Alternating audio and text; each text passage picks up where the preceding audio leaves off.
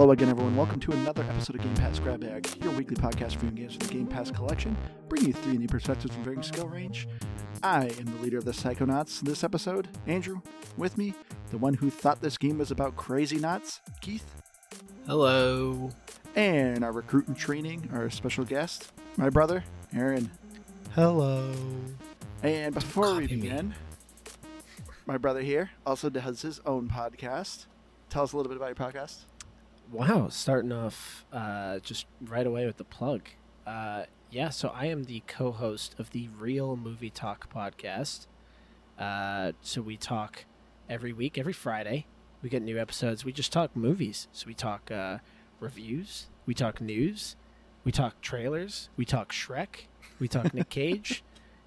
We hit all the important beats that you need for your movie news. So, yeah, every Friday. Yeah, so check them out. They also have really good Nicolas Cage episodes. They're really funny. And a new one coming up. I should have done this with Dave. But real quick, I want to start a new podcast called The Fake Movie Talk. Yeah, no, that would be a really good idea. And you'd probably really, be a huge hit. It would really burn you guys. Every week you copy their episode and just make fun of their episode. It's a review of our episode. I like that. But Aaron, real quick, describe yourself. Do you consider yourself a hardcore gamer, moderate gamer, noob? I would say moderate. Games? I mean, you and I have obviously grown up on video games, but you were somebody that would far more explore games, where I would get hooked on one and play a lot of Call of Duty. Let's just say it as it is. It's Call of Duty. I played lots and lots and lots of Call of Duty, and that was kind of about it. So you'd explore more than I would. I'd say moderate. Okay. But a little bit more than Keith? I'd say a little bit more than Keith, yes. Aaron is like me, but actually with skill. And I just am me. I'm like Liz, but I play a lot. It depends. Sometimes I shock myself at how bad I am at something. Like aggressively bad. The other day I was playing Valhalla, Assassin's Creed Valhalla, and it was like a tutorial boss.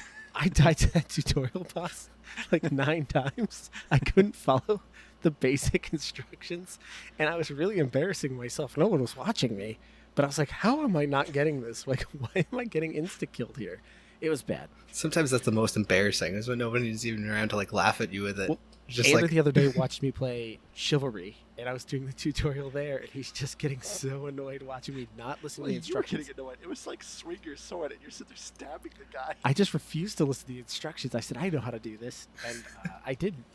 So I'm moderate, although I just describe myself as really bad, but I am moderate, I swear. So, getting into the episode, this week we played Psychonauts by Double Fine Studios. Keith, you've played a Double Fine studio because we did a recording of one. You remember what it was? Yes, sir. That would be Jack Black game, because I can't remember the name, but Jack Black Brutal game. Legends.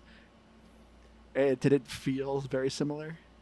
I don't think so overall. I mean, maybe the more that I think about it in terms of the large amount of just mini collectibles, and you just get tons of them all the time. I guess I can see that. But otherwise, as far as the fighting style and stuff, I thought it was overly different in the platforming and whatnot. Yeah. Aaron, have you ever experienced a Double Fine game? I don't think I've played Brutal Legend. Did they make Monkey Island? They did. Okay, then I remember Monkey Island, and I remember it being the funniest game I had ever played before. And that was 90s, I think. Yeah. When I played that. I'm trying to think if I've played anything else from Double Fine Studios. I'm aware of the games they've made, but I just don't think... Again, I haven't really explored a whole lot, so... What else have they made? They didn't fully make Monkey Island, but I know some of the people left and did it. Yeah. Originally it was done by Lucas. Day of the Tentacle was one game that they made. Grim Fandango was another game that they've made. So it was a lot of point-and-click adventures. And didn't they have a recent one that was a point-and-click adventure? They did it in 2 halves. It was right before Microsoft bought them. Yeah, I had Liz play that game, and she absolutely loved it. It was I've heard people say it was awesome. I forget the name. It was really good. Oh my gosh. I just remember they released the first half, and I was like, maybe someday I'll play that when they release the whole thing. And oh my gosh. I still haven't played it. Don't you worry, guys. Google is at my fingertips. Yeah, Google that jank. So it was right before Microsoft purchased them. So Broken Age. Broken Age. Yeah, that's it. So like I'm aware that they made a bunch of games. I really have not played them. Double Fine's one of my favorite studios. They're really good. But yes, so Psychonauts. This is an original Xbox game. It's a 3D platformer, very kind of old school. But even though it's an original Xbox game, I think this, for me personally, I think this game holds up very well. It originally released in 2006, and you are playing a young cadet named Raz, who is going to this camp for psychic warriors. And you are essentially training to join this organization of Psychonauts, which is eventually, they're kind of like superheroes that kind of go around and fight supernatural forces throughout the world. So you go to this camp and things are not as they appear to be, so you are trying to unravel the mystery behind it. So going around, Aaron, since you're the guest, I'll have you go first. Was this a game or a pass for you? I mean, it's a game. I don't know if it's necessarily one that I fell in love with. Initially, when I first started playing it, I was like, man, this game shows its age. But the more I dove into it, the more I was like, you know what, actually, this really kind of holds up. Yeah. It's really hard because we obviously own the original Xbox.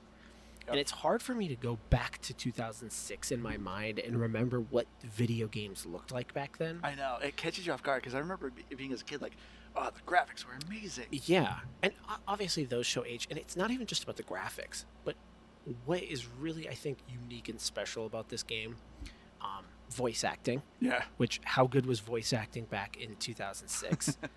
Probably okay in most games, but not great. And then I would say this falls into the category of great. And then the other thing that sticks out to me is the inventiveness of each level. Yeah. Like, everything was unique and different, and the game constantly felt like it was trying to up the ante on, this is the new clever idea that we have. This is the next clever idea that we have. And, I'm trying to think, in 2006, how often were games doing stuff like that? Nowadays you might run into it, but back then I don't think you did. Yeah. So then the further you get into it, it's not just a platformer. It's a whole lot of everything. The writing's solid, but I think that's a Double Fine thing. From my understanding, their writing is always really, really strong. All that to say, it is a game. Nice. I mean, I pretty much in the same boat as Aaron here. I don't think it's like a must game. Like, oh my goodness, you've got to download this game. You've got to play it. However, if it's something that you've been interested in, it is worth the time. It's a lot of fun. It, like Aaron was saying, it holds up very well. I mean, sure, you look at it and you go, okay, this isn't remastered. This is an Xbox game. It's old, but it plays so well, and it does things that I feel like you don't really even see in games today. So I definitely think it's a very good game, and so I will call it a game. So for me, I'm going to go a bit farther, and I think this is a must game. So I say it's a must game too, because another reason we're covering this is because since E3 just happened, they did finally give the release date for Psychonauts 2, which is coming out very soon. And I remember when I first played this was one of my favorite original Xbox games. I remember when I first played this, I loved it. I loved the humor. I loved the art style, everything about it. I remember getting majority of the collectibles back then. And this was before achievements. So this was just for the love of collecting things. And replaying it now, I was like, oh, now I remember why I love this game. And I think it holds up very well. The graphics, some things show its age. I think the graphics a little bit, but most importantly, the controls, which we'll get into a little bit later. But yeah, for me, I think this is a must game. This is something you should really experience. But starting off, as I did a little bit of synopsis of the story, you play as a young cadet Raz who runs away from his family, who you are a family of circus folk, and your family hates psychics. You're actually a family of like gypsies, and you actually have a gypsy curse that everyone in your family is going to die from water. And so this is why your family hates psychics, because there's a psychic that ended up applying this curse to your family. So as a young kid, a random stranger gave you a brochure for this camp. And Raz, of course, goes off to this camp, and something's not quite right because some of the kids start losing their brains. I gotta ask you guys, what did you think of the story? Well, I'm going to start right off, and I mean, you don't really kind of find out about the letter. Well, at least you don't find out like the little cutscene where it shows you getting the letter and everything. Very Harry Potter-esque. You get this mystery letter discovered from a magical distant place and calling you to come learn about your magical skills that you have. So yeah, it's like Harry Potter at its core. That's true. I actually, with the core concept of this game, do you think Christopher Nolan got the idea of Inception from this game? No. You're essentially going inside people's minds, fixing it, kind of planting ideas in their minds. I think you can state that as a fact. Yes. Christopher Nolan definitely played this game. I do like that you said Harry Potter, though, because it's just dang Harry Potter. Just minus the owls. Yeah. Even with the teachers, the different teachers, and then they're teaching you new skills. This is Harry Potter. Dang, that actually is a good point. It is. It's 100%. Not purgatory, it's Harry Potter. Yeah. It's Harry Potter in purgatory is what it is. Initially, I did not like the story because it just throws you in it. Yeah. Oh, yeah. It's very abrupt. I mean, it was kind of like jarring because all of a sudden it's just there. Yeah. Like, welcome to camp. Here you are. Even when they introduced Rasputin or Raz, I mean, he just literally emphasized Rasputin.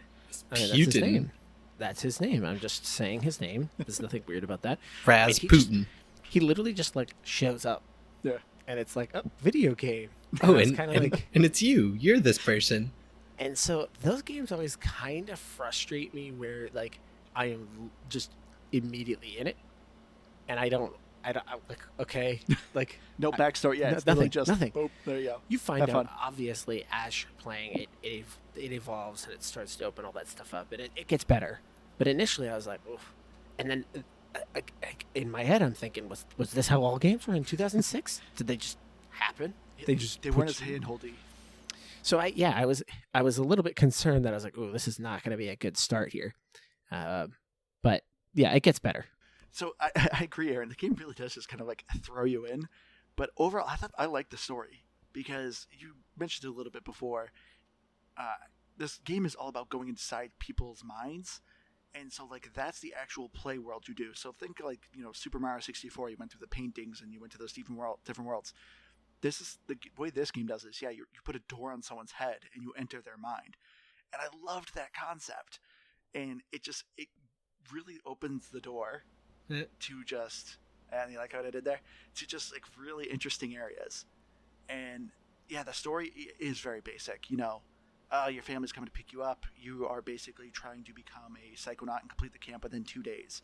But then it kind of turns into this whole like, not murder mystery because nobody's murdered, but kids are losing their minds. And so it's just this whole kind of mystery. And the voice acting really drives the story. I loved the voice acting in this game. So for me, I thought the story was fantastic. Well, you know me. You know I love me some Invader Zim. And so like having him come back again, I don't know the guy's name. I just know Invader Zim is like starting out with his voice acting alone, I think is great. And I think especially there's something special about someone who is like purely a voice actor.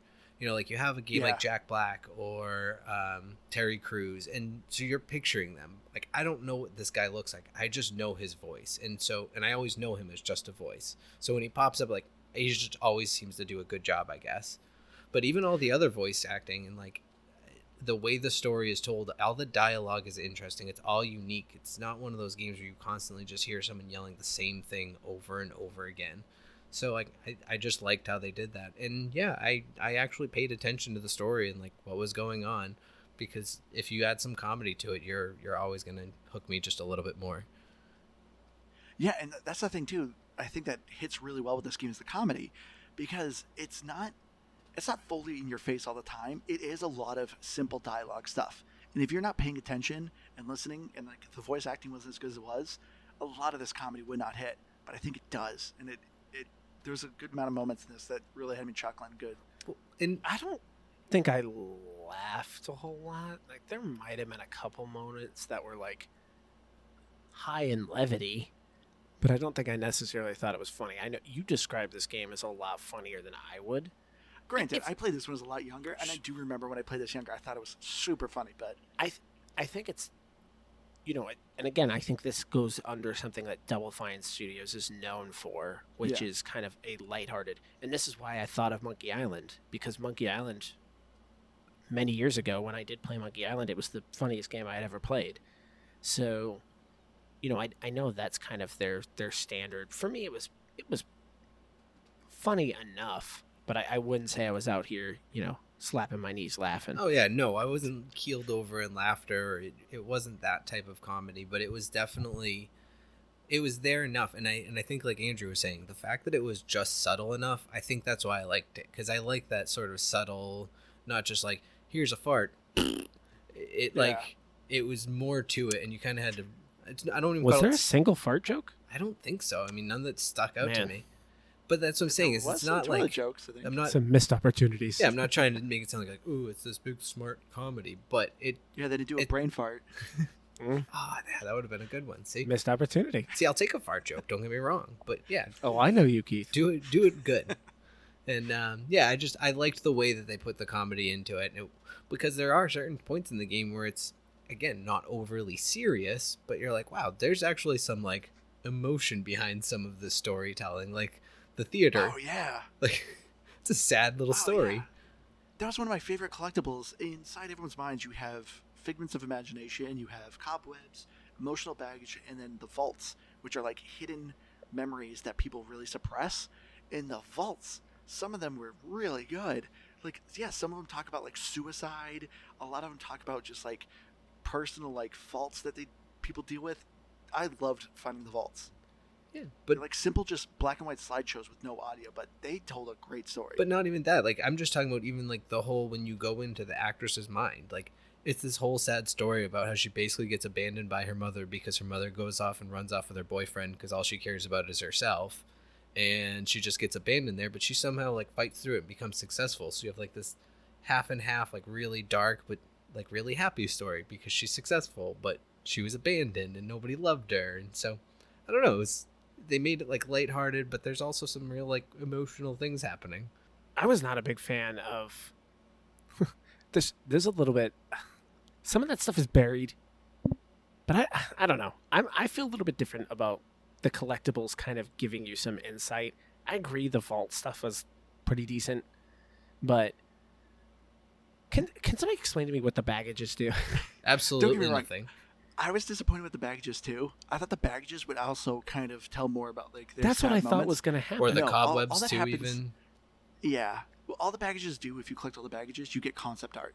Usually about that level. Okay, so it wasn't about. That's a very old game thing. Instead of giving you achievements, they give you concept art, which was okay, but not worth hunting for. Because I don't necessarily want to jump on the collectibles, but I've got issues with the collectibles.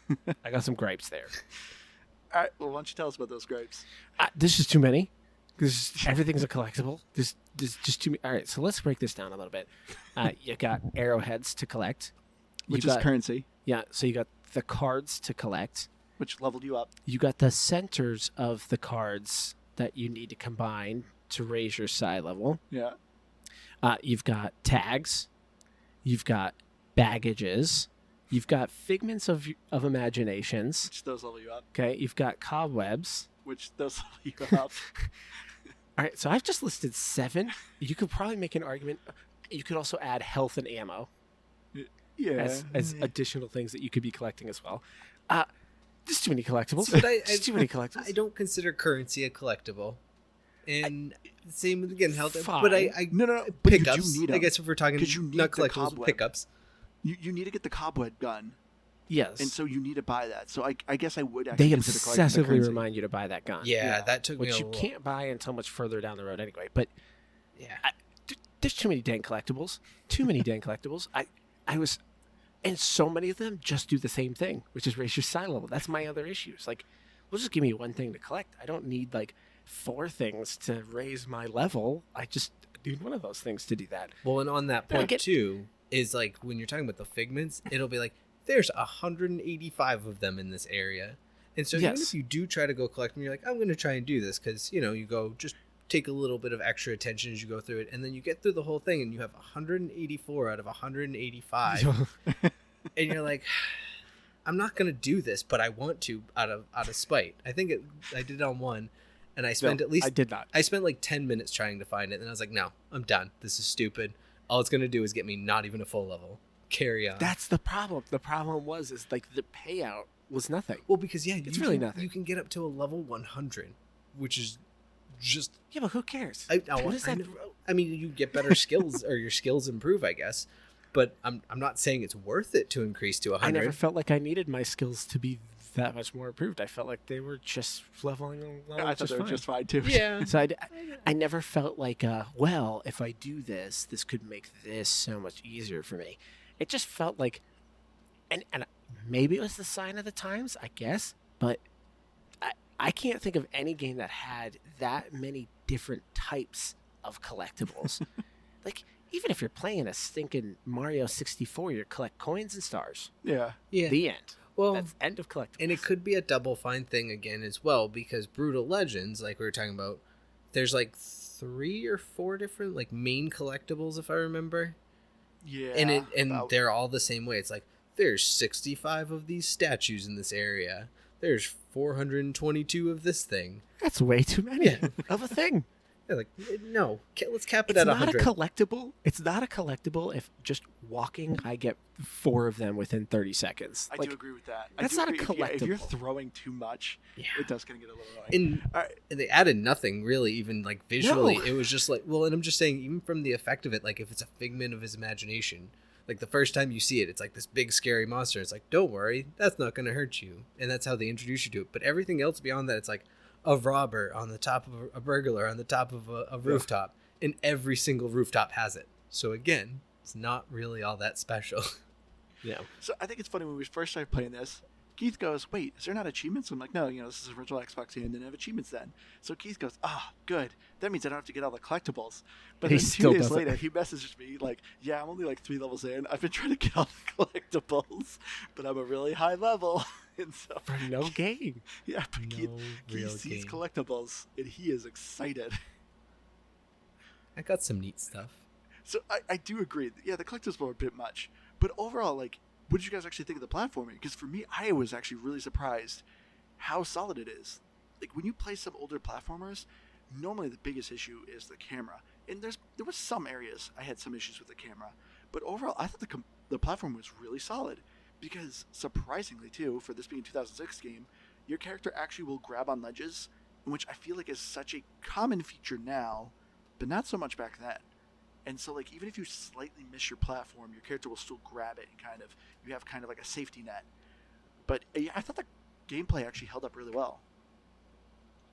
Yeah, I can't say I'm a massive fan of platformers. I kind of tolerate them, but I tend to be more frustrated by what feels like a dumb miss when you're trying to jump on something. But I would say that in general, I agree. The grabbing onto a ledge, like, why did that not exist in platformers? Like, it should have just been a standard.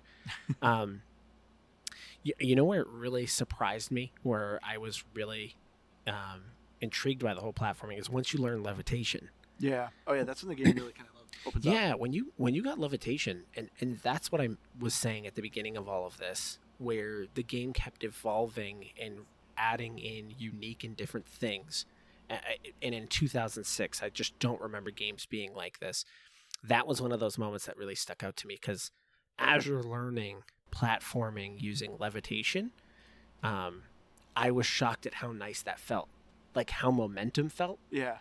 It felt so natural. It felt especially, so smooth. Yeah, if you're on your elevation too, if you're on a hill, how quickly you'll slide down it, like, or like yeah. an edge. Yeah. Like, yeah, it's wild to think that at that time, like, Halo was a hot game, and the Warthog would feel worse to drive than it would be to use this levitation ball in Psychonauts.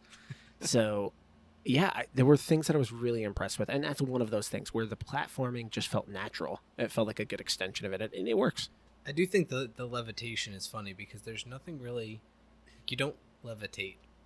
No, but I mean, you go fast. Yeah, I don't disagree with your sentiments on it, like really opening up the game and making it a lot more interesting. But at the same time, I was like, this isn't levitation at all. It's moving fast, it's jumping higher, and it's floating. That's none of those things. Oh, you mean floating like levitation? No, like parachute. And you. I just wanted to you just float. Be down. clear that floating is levitation. Keith. Yeah, I mean, like you slowly drift to the ground. You don't fall. You float. I'll allow it.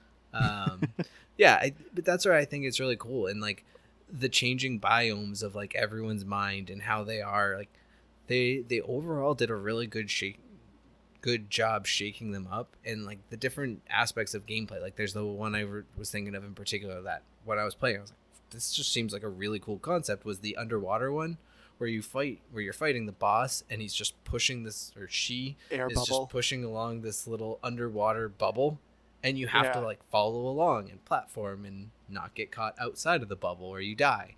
So I'm sure other games have done it, but it was such like a change of pace of the game, I guess, and I thought that was really cool.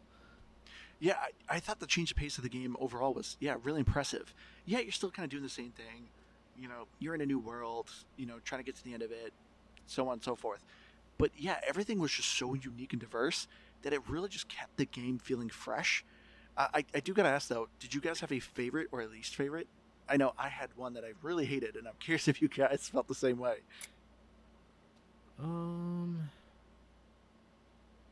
The one I didn't like, but not even because it was that difficult, it was just long, I felt like was that little suburb area where you have to get like the different agent items to blend in with them. That is the one I hated. I hated that one. It was so boring. Yeah, it was kind of a cool concept as far as like, hey, you gotta go, get these different things, blend in, sneak around. This is how you do it.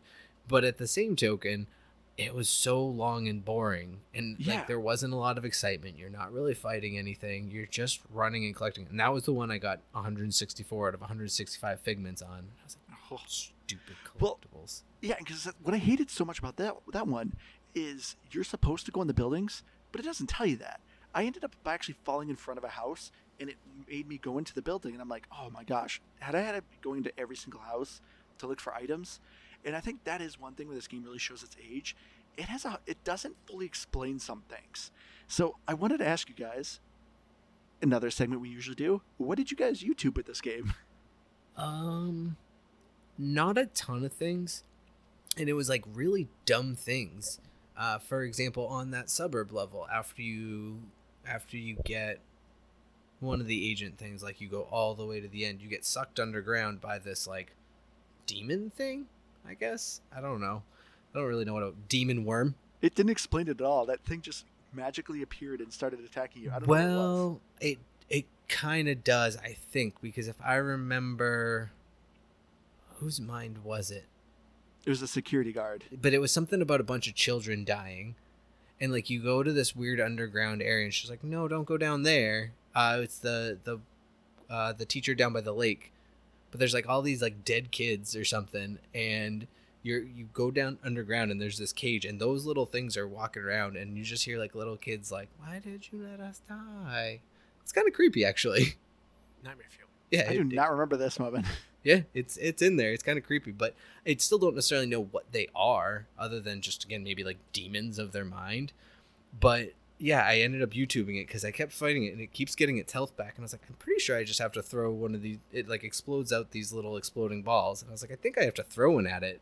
But I like couldn't get the shot lined up, and it gives you like 5 seconds to do it. So I was just like, I got to look this up and make sure I'm right. And then I was. But yeah, it was like dumb stuff like that I looked up. I mean, I talked to you that I had to YouTube pretty early because I did not realize there was like another menu to bring up for for an item. Your backpack. Yeah, so like I don't know if I don't read tutorials, so it could have very well been given to me in a tutorial. No, I didn't see it. I actually hit it by accident. So there is a point where you have to put a button to open a door. Like you have to give it a button, and I'm like, where is this button? So I started just exploring and just going around. But if I look on the map, it clearly says I need to be in that location. So finally, I'm like, all right, I'm YouTubing this thing, and he didn't even explain it. He just showed. He pulled up a menu, and I'm like, what is that menu? Nobody showed me this menu, so I figured it out. I just started hitting all these buttons until I had this menu get brought up.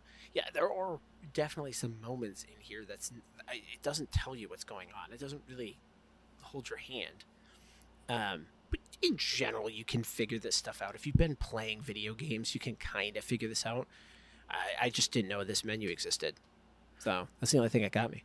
Yeah, for me, I'm with Keith. I ended up YouTubing the security guard mind, and it wasn't even for the boss. I figured that out right away. When he threw bombs, it's like, oh, I just got to probably use telekinesis and throw it at the guy. No, for me, with the security boss, or the security guard's mind, you had to have certain items in order to access areas. And as I said, you have to go through every single house, open every car, just to find an item to use as a disguise. And I just went, I don't have the time for this. I got to play through this game. I'm just going to YouTube this area. And yeah, I instantly found a walkthrough. It just kind of got me right through it. Well, I just did not like that level. I thought the level was so slow. I mean, that's actually the same one I YouTubed, because it was that little thing that pulls you underground that I looked up that fight for. But and I actually was looking at parts of that, because the thing is you really didn't need to go into those houses except for maybe like 2 items, I think. Otherwise, it's like you walk to the end of the level, which takes forever. I guess unless you're not looking for like trying to collect things, but you just walk to the end of the level, they give you an item, and then you walk back, and then you do have to go into one of the houses, I believe, with that item, and then you can go underground and go on to the next level. But yeah, that was the one you were talking about last night. Okay. And yeah, that one, I didn't hate that level as a whole, other than I just thought it was really boring. The other thing I wanted to bring up, where I think this game really shows its age, and that is the controls. So you end up getting quite a bit of different skills, and I think a lot of the skills are very fun and useful. Unfortunately, so this is the original Xbox, so before they had left and right bumper, it was black and white. And then, so you have black and white. The old Duke controller. Yeah. You have black and white, and the right trigger is what you assign your abilities to. And you have to like swap through them quite a bit. I don't know about you guys, but that was my biggest complaint is the controller. It wasn't game breaking, like it didn't ruin the game for me, but for me it really showed its age.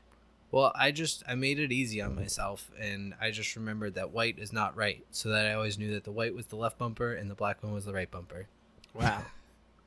What a method. I just punched a lot, so I barely switched.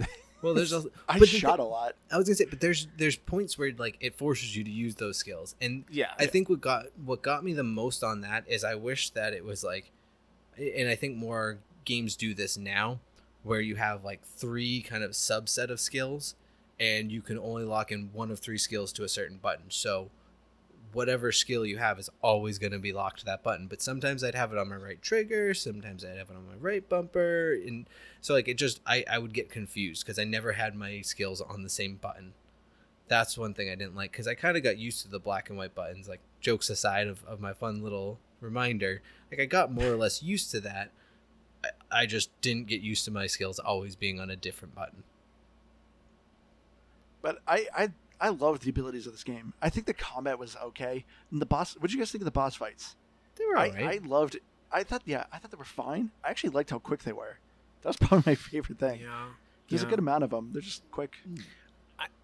I think there's probably philosophy on like what are good boss fights. Obviously there's a whole genre of games and like the Dark Soul games, which are all about daunting, ridiculous boss fights. I don't think I've ever been a huge fan of boss fights, so I always kind of appreciate them being brief. Like I appreciate them being kind of just maybe slightly challenging. It'd be a small puzzle to solve, but it not go on for longer than it needs to go. I don't think I have any complaints on that front. Yeah, see, I agree. Like, I don't want this like crazy Dark Souls type of boss. There's reasons I don't play games like that, so I don't want that in every single game. But I do like it where it's like, maybe it breaks up the boss fight into 3 different segments, and like you have to fight them a slightly different way. I don't really remember the game doing anything of that. So, but again, I'm not going to really fault the 2006 game on not having that intricacy on a boss fight.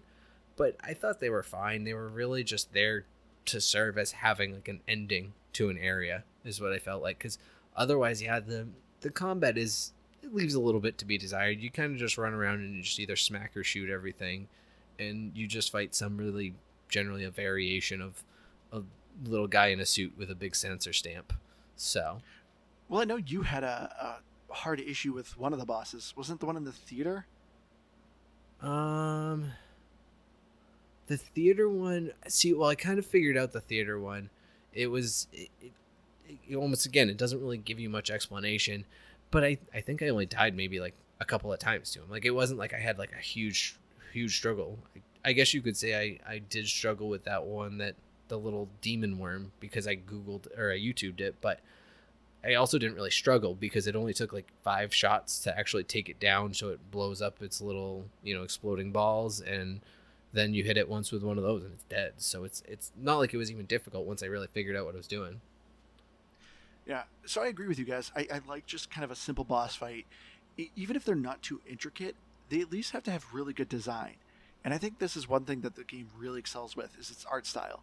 Even though this game came out in 2006, its graphics does show a little bit in its environment, but I loved the art style of Psychonauts. To me, I'm assuming you guys probably got the same feel, but it felt very much like Nightmare Before Christmas. Yep. Just like... Yeah, I can see that. Kind of exaggerated. A lot of these people are actually very grotesque looking, but I loved the art style. If you were to tell me this was inspired by Tim Burton, or it was created by Tim Burton, it would 100% make sense. To the degree of, there is a character in this that to me is a straight up ripoff of a character in The Nightmare Before Christmas. Can you even think of who it would be? The scientist. The scientist. Oh, yeah. The scientist is the guy that... Well, the scientist in this one has like a shower cap. The scientist Yeah. in He has a Nightmare metal Before cap. Christmas is in a wheelchair. He's in a wheelchair, but he's got the metal cap on his head. Yeah. They look exactly the same.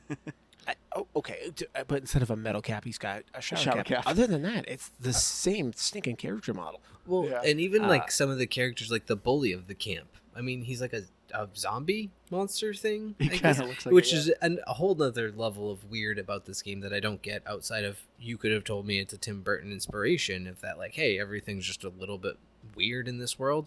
But there was no real explanation why there's just like monsters and humans. And I don't think you need one. No, you don't need one, but it was just kind of weird. Like, it was like all Earth centered. They don't mention outer space, other than there's this one little girl that just happens to mention that she's an alien. And it's just like, hey, there's psychic events happening and we're here to prevent it. So I don't know. I'm not knocking it for it. It just feels like a weird type of thing that you have all this going on, and they just wanted to have these weird designs, I think. It felt like, in a lot of ways, like this was a Nickelodeon show from the late 90s, early 2000s. Oh, yeah. I totally could have seen this as a kid show. There are so many times you're having interactions with some of the other kids in the camp, and you're like, I could 100% have been watching a show just like this on Nickelodeon. So it again, it has a feeling of its time, where it had that kind of feel. It had the Tim Burton feel. It had the Nickelodeon of the mid 2000s feel. I will say I think they probably could have gotten away with it on Nickelodeon in the late 90s, early 2000s, but like there was some weirdly not adult, like it wasn't graphic, but like the little boy who's peeping in on the girls bunk, and like there's just weird little things along the way through that. I'm like, this is not too kid friendly, but the teacher that teaches you levitation. She's like hitting on you hardcore. Oh, she's straight up. There's problems there. That's a problem. That was very, very uncomfortable. She's like, "Ooh, you know how to flirt." I'm like, "He's 9. Yeah. You chill out, a child. You're a camp counselor." Yeah, that was uncomfortable. But I think the art style was really good, though, because I actually thought it worked really well. Because this wasn't a game that was like, oh, we're going to try to go realistic. Because when you play any sort of game from 2006 and they try to go realistic, it doesn't age well. Mm-hmm. But I think it aged well for this game, because as Keith said, this isn't a remaster. This is a straight port. And it also makes the characters very memorable. Which is great, because the voice acting is so good. And, like, I can distinctly remember, like, these characters. Even though I've played it so long ago, I was like, oh, yeah, I remember this secret agent guy. I remember the scientist. I remember, the goofy, dopey, like, best friend who makes squirrels explode. Like, because I remember the art style of this game, and I remember the voice acting. And I think just the voice acting, the sound effects of this game also just, I think, are really good. Well, there's some noises in this game that kind of annoy me a little bit. I will say. Sound design. You lose me a little bit on that one. Like, the voice acting's good. I think graphically it looks good. The design and aesthetic of the game is all good. Like, I can agree with that. Sound, I don't know if I'm fully on board. The sensors kind of annoyed me. They constantly keep going around saying ow, ow, ow, ow, ow. Yeah. If you get like too many on the screen, it's kind of like, all right, this is a bit much. I need to start killing you guys. Yeah, I don't know if I'm fully on with that one. They say like the death noise too. I don't know what that noise is, but the thing I was trying to imitate there. I thought the death noise was fine because it like some games when they give you a death noise that like it makes you feel bad that he died. This one was just at least kind of lighthearted. Keith's dying a lot. That's what he's trying to say. So he was just sick of hearing that sound. I'm not even hiding it because, I've said this. I'm pretty sure on other platformer games we played. I have this tendency that if I start to die like maybe like 2 or 3 times at the same part, like on a platforming section in particular, I start to just be like, all right, I get this now. I know what to do. I just need to do it. And then I just start rushing everything. And then I just start doing things like running off the cliff, not even jumping, like missing entirely. And then I just get more frustrated. And then, yeah, I hear that sound like 10 times in 2 minutes. Like, F this noise. I hate everything. So, but at least for me, like nothing was like overly exaggerated. Like I didn't like hear the sensor noises of them saying "ow" all the time. So yeah, some of the sound effects weren't great, but at least like it wasn't so repetitive that it just drove me insane.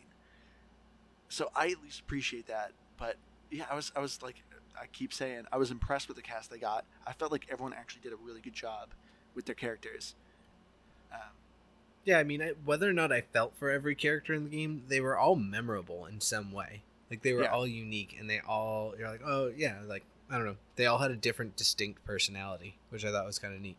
Which also, it was like they fit them to like, hey, this is a camp. You've got a bully, you've got the popular girl, you've got the weird kid. Yeah, set up for Nickelodeon show. Yeah. Yep. Well, so with our next segment that we normally talk about, since this unfortunately is an original Xbox game, there is no achievements, but with recent E3, they did finally give a release date of Psychonauts 2.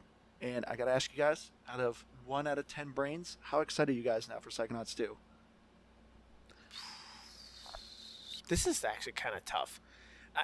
Just because, as far as it goes for Double Fine, as a studio, I imagine they've gone through a lot of changes over the years. Yeah. And they're really known for their point and click. I feel like there was like this brief period in original Xbox and some 360 where they did this kind of platform stuff with Brutal Legend. No, I feel like their catalog's more platformers because they've done a ton of different little things. Can you name one outside of these two? Yeah, stacking. That was them? Yeah, it's a dog. It's like a third-person puzzle game where you play the Russian dolls. Okay, all right. I think they did Trenched. I know I'm putting you on the spot there, so I'm kind of making this impossible. Yeah, I know. I personally get a little nervous when there's huge spans of time between sequels. I get a little bit nervous on that front. And obviously, I think they've got a lot riding on this. There's a lot of people I know will look at Psychonauts and say it's one of their all-time favorite games. And to me, it probably sets the bar up really, really high for this game. So yeah, I'm excited. I mean, I'll say I'm a solid 7 brains out of 10. And it's not Trenched. Trenched was like its, I think, first name, but it was Iron Brigade. This is a 360 game. Really cool. So it was a third-person mech, but also a turret defense game. And there was no humor in it. Man, it this was is really totally cool. different type of game. It was during World War I, where you are these iron mechs, and yeah, you could either be like someone who just fights the aliens, or you could be like an engineer. Man, different type of style. I thought I had an idea who the studio was. No, Double Fine everywhere. This is why I love Double Fine. Double Fine is very open to ideas. They always have like anyone in the studio pitch ideas. They have a thing called crap. I can't remember. It's like something Fortnite. But they literally do like 2 weeks of just like massive brainstorming and just coming up with weird ideas. Another recent Game Pass game they came out with was Knights and Bikes. You play these little kids that go around, and I don't know the full story of it. I hated the trailer because the trailer was obnoxious. That was Double Fine 2? Yeah, that was I downloaded that game because I was like, oh, this looks like it could be kind of a neat game. I just never got to actually playing it, but I didn't realize that was them. And is it off Game Pass now? I think it left. I don't know if it's important to know or not, but it was on Game Pass, and I don't remember if it is now. But I mean, while you're looking that up, I guess I'll answer this question. And I'm sort of with Aaron in that it's weird for me. slightly for different reasons. One, I mean, partly, yes, I agree. When you go this length of time between two sequels, it's hard to stay excited. Now, for me, having just played Psychonauts for the first time in 2021, I can say, I can relate to having just played this, and so there is some excitement for me to really maybe play it. But at the same token, I don't know if it's an excitement or more of an interest. Like, I would like to see how they bring this game into 2021. I would like to see, what they do graphically, where they go with the story, because like, do they play on the fact that it's been 15 years and like now the game is set far in the future, like all these types of different things. So I'm interested. I definitely want to play it, and I'm sure we'll probably end up doing an episode on it because that's just what we do. But I think I'll go with the same answer as Aaron. I'll give that 7 out of 10 brains. So for me, I'm a solid 10. I'm very excited for Psychonauts 2. I remember when I first played this game, it ended, and I was like, I want to know more about this universe, because everything that we experience is just like in this campground. And I'm like, I want to see what this world is like. Like, I want to see your character go out and join, actually become a psychonaut and like go around the universe or the world or whatever and see these different adventures. Because I remember by the end of this game, I loved it. I was so excited. And so Psychonauts 2 was first announced. I do believe it's just a PlayStation exclusive, and I was so sad about that. And I remember this game was Psychonauts 2 wasn't going to be a Kickstarter game. There was another website, figs.com. I forgot about that. Yeah, where you become like an investor. Yeah. This was like one of the first games to kind of like launch that website. And so I was like, man, I kind of want to do that because I really want this game. But it was like, well, I'm not going to get it because I don't have a PlayStation. But then, of course, Microsoft bought Double Fine, and now it's going to be an Xbox exclusive, which makes me so excited. But yeah, I just remember back in 2006, I wanted a sequel. So when they finally announced it during that E3, I was so excited. I was actually debating about getting a PlayStation just to play it. So I'm a solid 10. I cannot wait. I want to see more of the adventures of these characters. I will agree. I would be more interested to see this in like a more expanded world. Like, yeah, you become an official psychonaut. You're not just trying to solve this weird mystery of a summer camp. So I think there would be some cool like aspects to that. But yeah, I mean, the E3 trailer recently showed some gameplay. Yeah. But it doesn't talk story. I hope it goes right back to the camp and you never get out.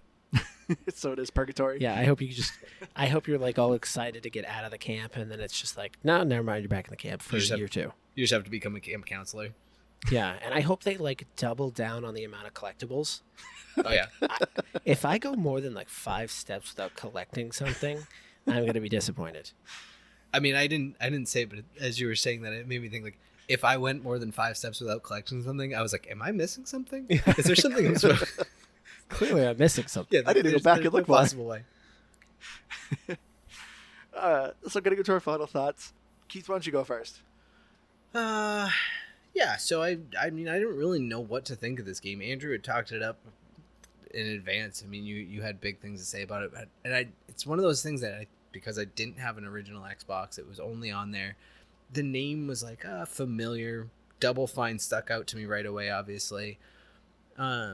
And yeah, it starts out a little bit slow, and you're like this weird, like I don't know, you don't really know what's going on, and that kind of makes sense. But as I got more and more into the game, and like we were talking about, the way that it evolves, the way that even though it's not graphically the greatest game in the world, everything felt very unique, very different. Even like within the campground itself, when you went to different areas of the campground, whether it's the lake or the main lodge, like all these different things, everything felt just a little bit different, and I really appreciated that for what they did of its time. It was good, and the gameplay seemed to change well. It still always stuck to its core of being just a 3D platformer.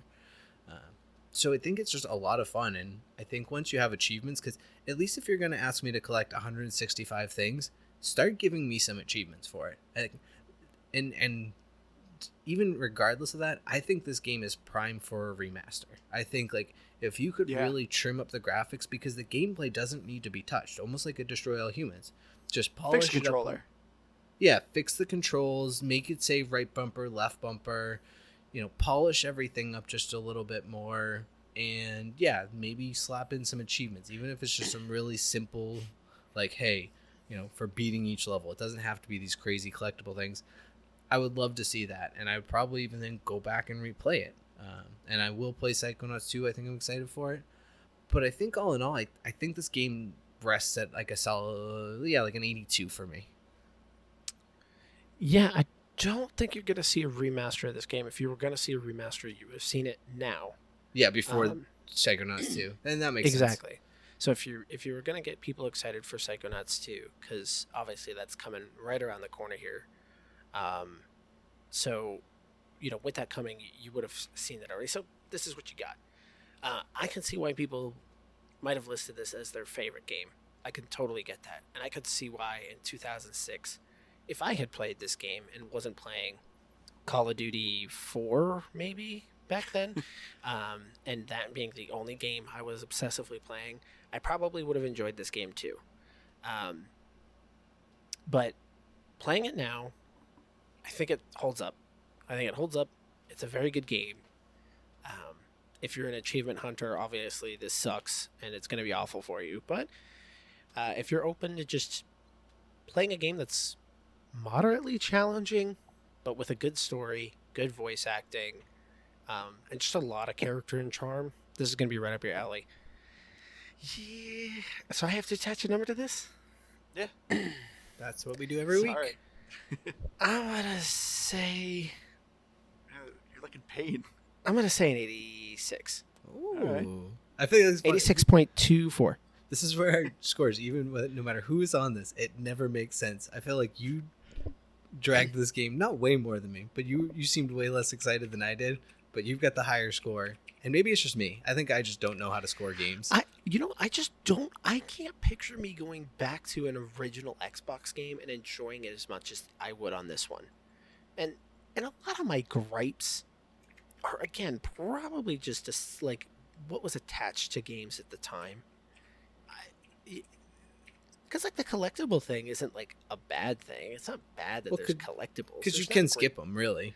Yeah, 100%. Yeah, I don't have to touch a single collectible in this game, and I can do just fine going through it. So it's not like it was a hindrance on my experience. It wasn't. It was just kind of a silly thing to put in the game the way that they did it. So to me, I feel comfortable keeping it at that score. I respect that. Yeah, you kind of have to measure it to its time. I'm not measuring it to what I'm playing nowadays because it lacks some of that refinement, but it's still great. Oh my gosh, I'm seeing a trailer and I forgot about this level where you actually play a tabletop game and you actually throw pieces and move pieces. That was a fun level. For me, like I said at the beginning, I loved Psychonauts. This was one of my original favorite games. I thought this game was a blast, and I think it still holds up really well. The storytelling is great. Voice acting is great. The gameplay is fun. I love the environments. The game isn't very long either. You're looking at about 12 and a half hours, so not terribly long. I mean, if you're not like Keith, you can ignore collectibles. Yeah, you can probably breeze through this game a bit quicker. But yeah, for me, Psychonauts is just a lot of fun. I love the characters, and I loved what this game was doing. It was very unique. It still holds up to today, which I love, and I cannot wait for Psychonauts 2. I think the story, I can't wait to see where they go with the story. For me, I think we'd give it a 93. I think it's just a lot of fun. You should definitely check it out.